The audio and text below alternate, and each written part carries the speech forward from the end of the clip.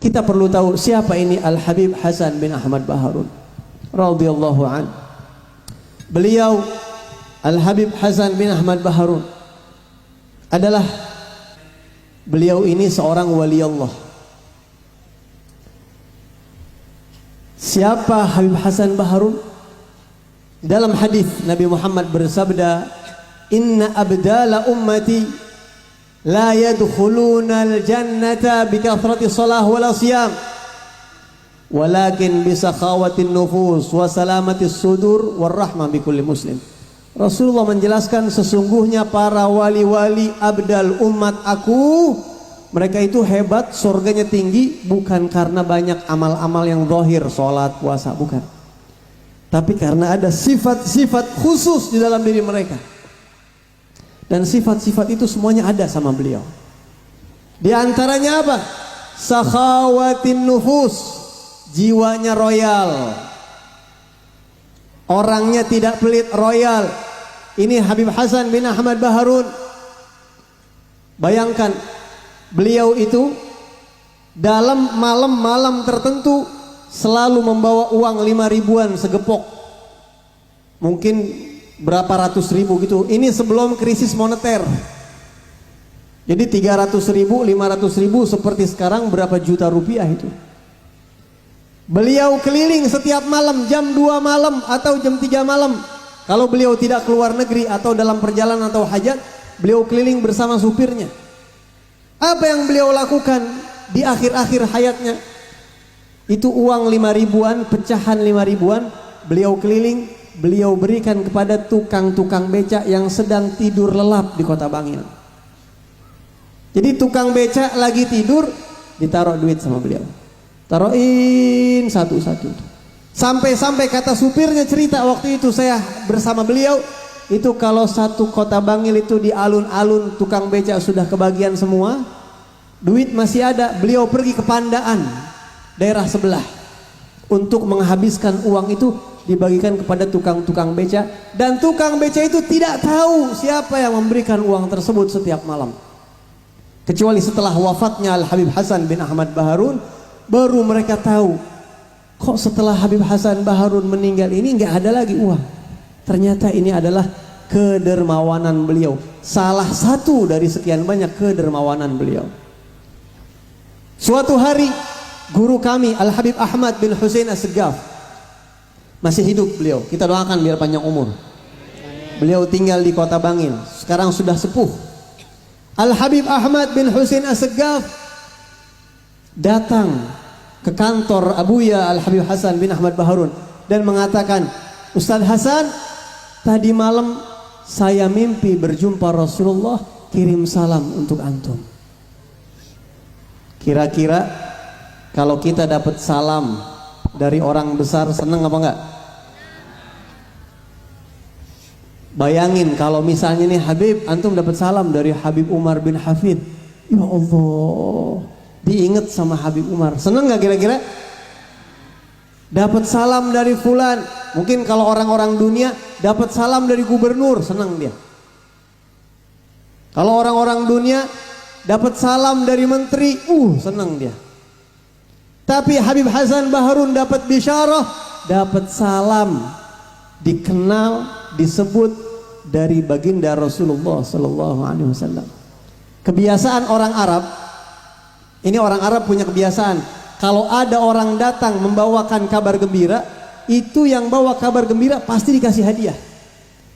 Contoh Abu Lahab, ketika budaknya Suwaibah Al-Aslamiyah datang kepada Abu Lahab bawa kabar gembira, "Tuan, lahir keponakan, anaknya Abdullah Muhammad."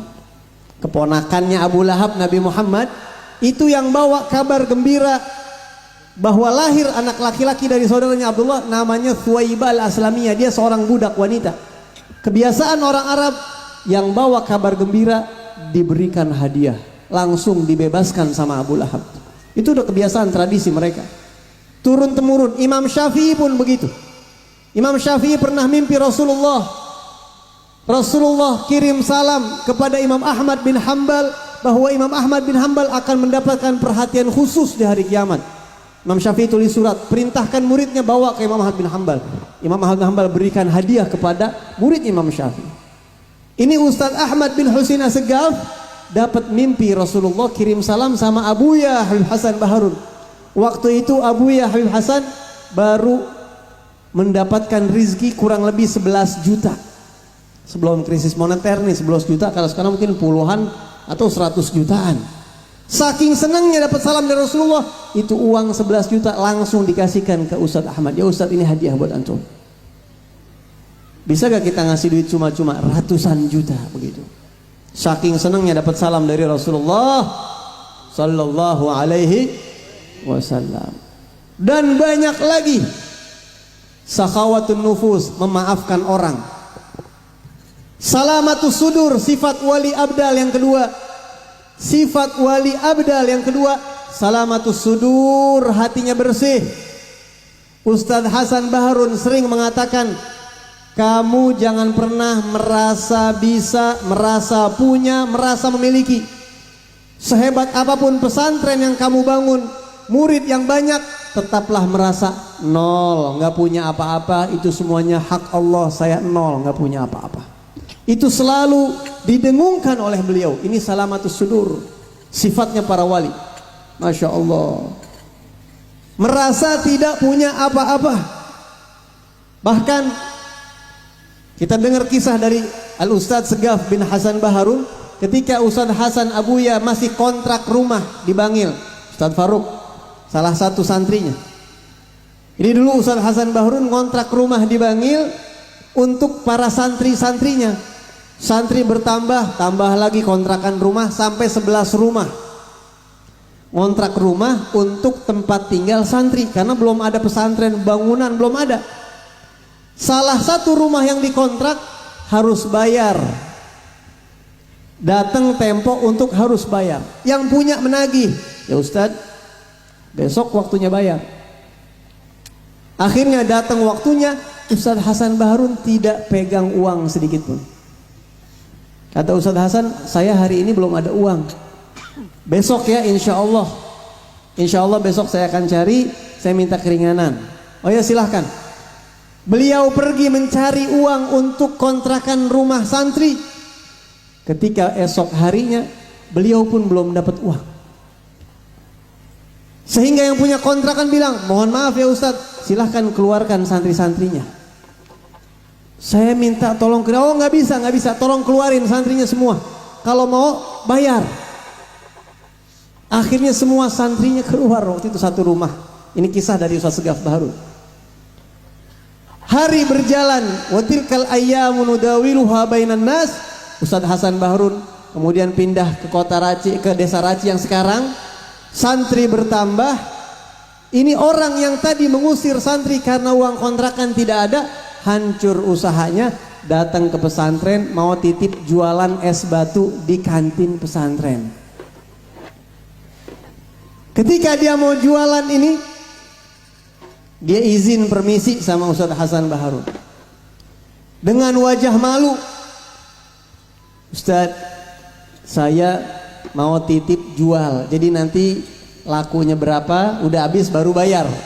Ntar sore sisanya bayar begitu. Es batu atau apa gitu.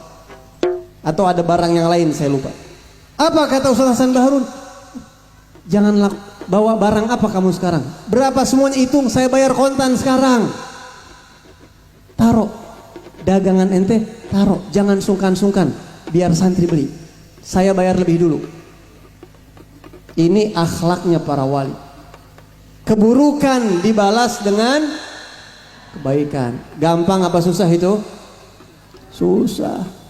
Kalau bukan orang berhati salamatus sudur, kalau bukan orang-orang sekelas wali abdal, tidak mudah. Mungkin kita sekarang dengernya gampang, mungkin saya ngomong begini gampang, prakteknya belum tentu semua orang bisa. Salamatus sudur, sakhawatun nufus, Masya Allah. Begitu banyak cerita-ceritanya. Warahmah bikulli muslim, dan belas kasih sayang kepada sesama muslim. Ustadz Hasan ini, kita menyaksikan beliau itu makan digilir masuk ke kamar-kamar santri itu. makan bareng santri di waktu-waktu tertentu. Kalau ada santrinya yang mau berhenti karena uang pangkat, karena uang bulan, kata Ustaz Hasan, jangan berhenti karena uang, teruskan mondok. Bahkan pernah satu hari ada anak-anak kucing yang baru melahirkan,